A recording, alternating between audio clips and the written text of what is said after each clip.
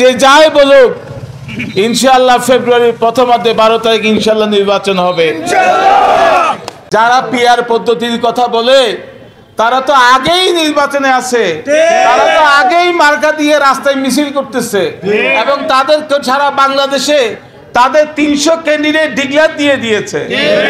আমি চ্যালেঞ্জ দিয়ে বলতে পারি যখন নির্বাচনী তফসিল দেবে তখন এনসিপি বলেন, জামাত ইসলামের ভাইদের বলেন, সবাই পিআর এর কথা ভুলে গিয়ে নির্বাচনে তারা ঝাঁপিয়ে পড়বে নির্বাচন করার।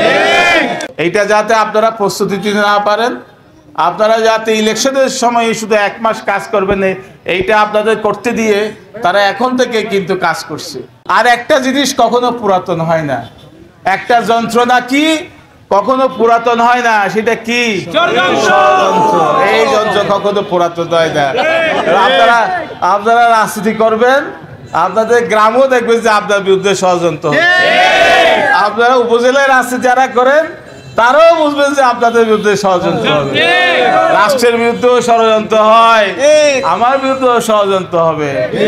কিন্তু ইনশাআল্লাহ আপনাদের ভালোবাসার কাছে, আপনাদের ঐক্যবদ্ধতার কাছে এইসব ষড়যন্ত্র নস্যাৎ হয়ে যাবে।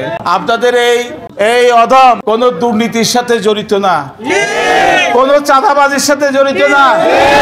40 বছর রাজনীতিতে এমন কেউ দেখিয়ে দিতে পারবে না যে 1 টাকা আমি ঘুষ খেয়েছি, কাউকে কোনো সুবিধা দিয়েছি, কাউকে কোনো মানে ব্যক্তিগত আমার ছেলেদেরকে আমার পরিবারকে কাউকে কোনো ব্যক্তিগত সুবিধা দিয়েছি, কেউ বলতে পারবে না ইনশাআল্লাহ। আপনারা জানেন আগামী ফেব্রুয়ারি মাসে নির্বাচন হবে।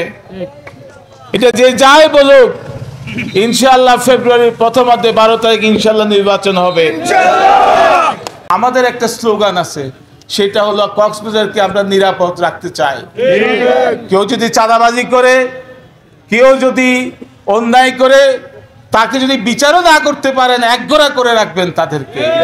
আপনারা সকলেই মিলে সমস্ত অশুভ শক্তির বিরুদ্ধে আপনারা সোচ্চার হবেন এবং একতাবদ্ধ হবেন।